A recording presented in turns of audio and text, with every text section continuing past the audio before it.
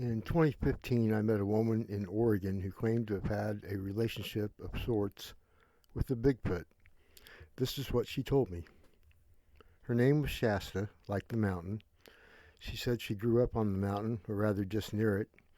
She said she spent considerable time on the mountain, but that wasn't where she had the relationship with the Bigfoot. But she did mention that she had wondered sometimes if it had followed her back from the Shasta Mountain. She took the school bus in the mornings and came home on it in the afternoons, and it was on one of those afternoons when she first noticed it. She said she came to learn about these beings because she doesn't believe they should be called animals, and she doesn't believe they are human. Maybe partially human, but definitely not completely. They are too hairy, too strong, and she said they don't have a neck. They have partially hairless faces that are wrinkled and completely not human, yet when you look into their eyes, you see two distinctly different beings. One is wild, and the other has the appearance of having the emotions which humans show.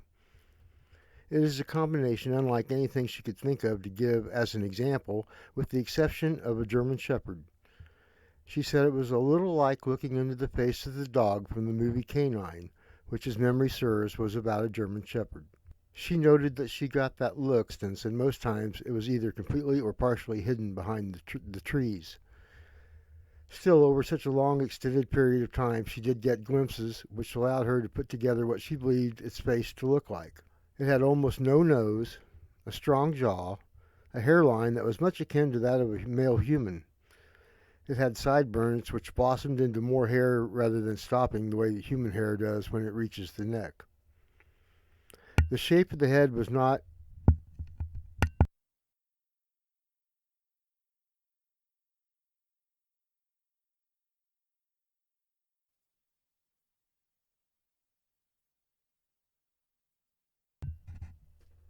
The shape of the head was not as round as the human head. There was a distinct rise in the back of the head. The first time she noticed it was when it wanted to make itself known. Shasta said that these creatures have the ability to mimic other animals they encounter. The day she took notice, it was making bird chirps. It sounded so real she thought that she was hearing baby birds chirping to be fed, and it was in the fall. Naturally, having been grown up in the country, she knew that that was odd. No birds should have babies that time of year. When she looked over in that direction was when she first noticed the Bigfoot. Although it was not full grown, it was still about 6.5 feet tall, which was towering to a girl who was a sophomore in high school. She wouldn't become aware of its size and height until some time later, however. At first, it was always crouched and hidden behind trees. Shasta said that she wasn't afraid when she saw it, although when first seeing it at its height was very intimidating, and she said she would have fled in fear had it tried to approach her. It was on the day that it stood up that she knew for sure it was a male. She said for obvious reason. I did not pursue that particular angle further, so I will leave it up to your imagination what she meant by that. The look on her face told me all I needed to know. The creature did not attempt to come any closer. It began to meet her after she would get off the school bus every day in the afternoon. Always crouched behind the trees. It never made any movements which gave her reason to be afraid. She didn't tell anybody about it because her parents would have freaked and never have left her get off the school bus ever alone again. And she valued her time at home, alone, before they returned from their jobs.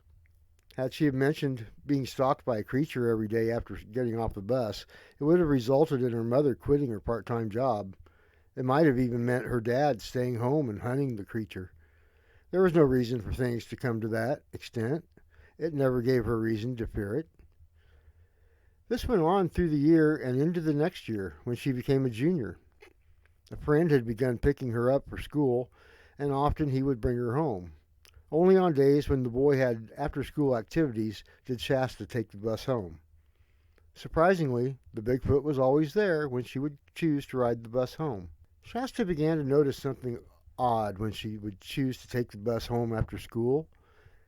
She didn't know how big the pile was when it started. She supposed it started with just one rock. But when she began to notice, there was a pile of rocks which was getting bigger.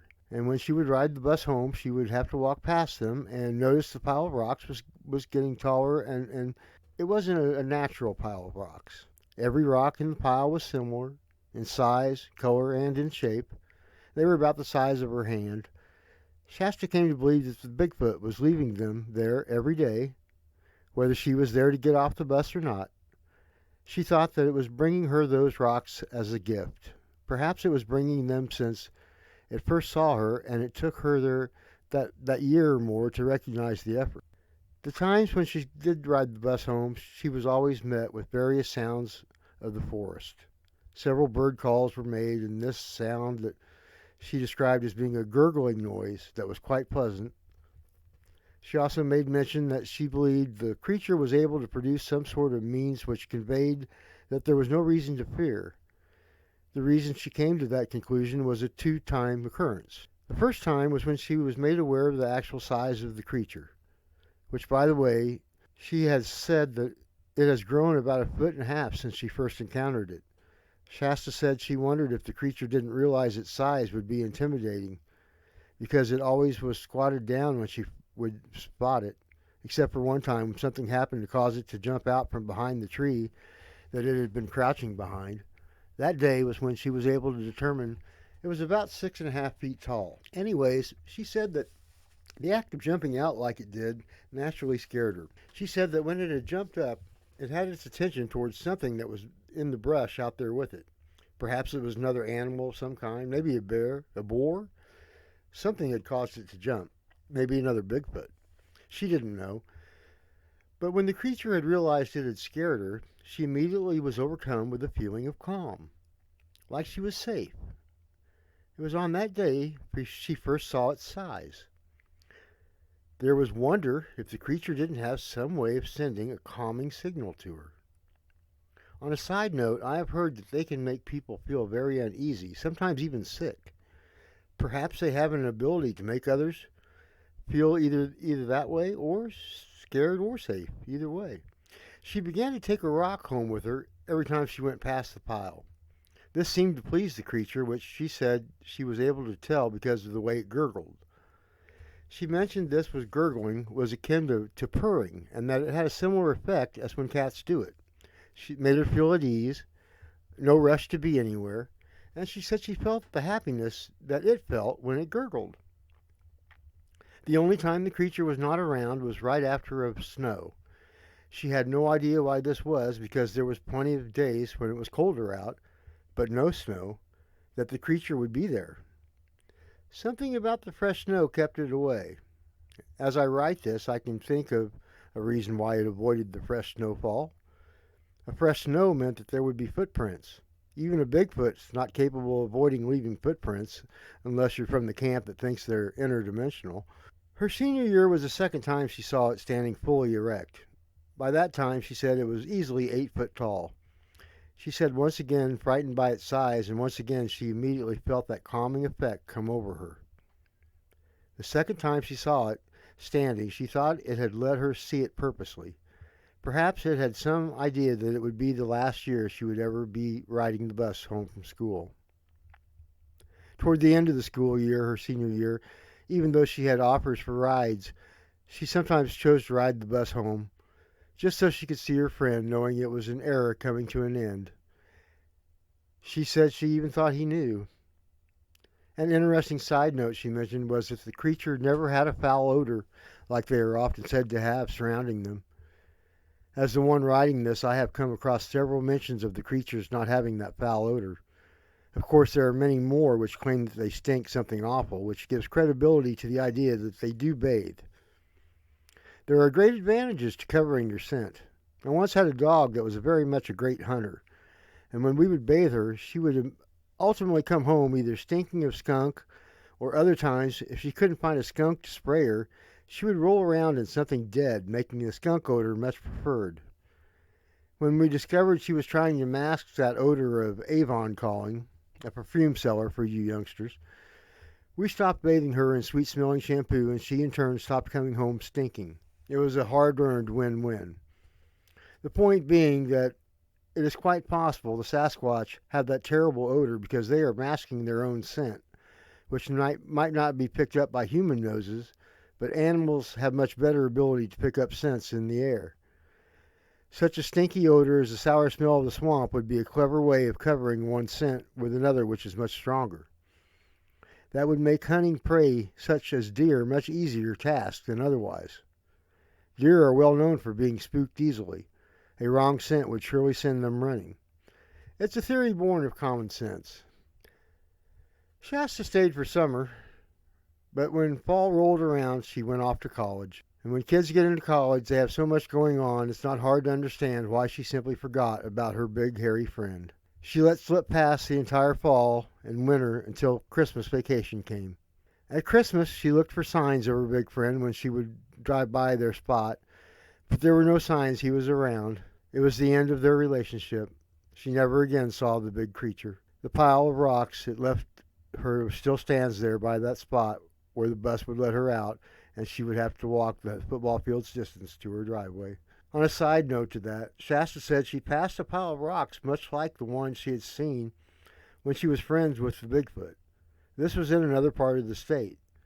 It was so like the pile that she had because you really had to try to pile them on top of each other to get such an obviously unnatural looking pile that she stopped at one of the houses which was nearest the pile. She asked if there were any kids growing up in the nearby houses and was told there was one, a young girl who was, they thought, about high school age. She got on and off the school bus every day. Shasta decided to talk with the girl. She was very undecided about her decision because she didn't want to scare the girl. She also did not want to be the reason a Bigfoot got shot by an overprotective father. Still, she couldn't help but remember how things could have went very different in her circumstance. If the creature had been more aggressive, even just a little bolder, she certainly would have been afraid.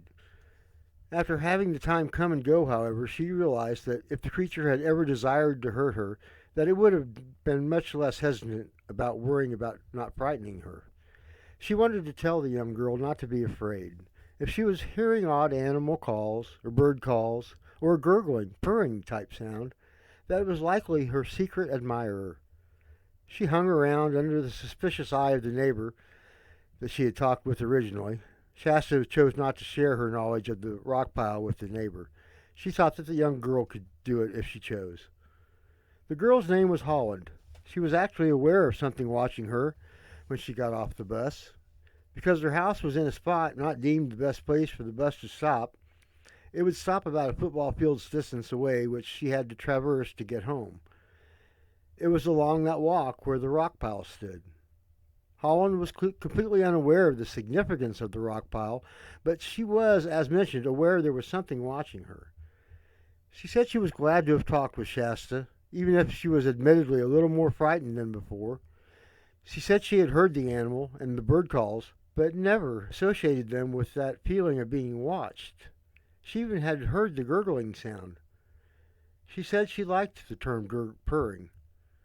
Holland said that her admirer was even more vigorous in his courting, but not ever more aggressive or ambitious.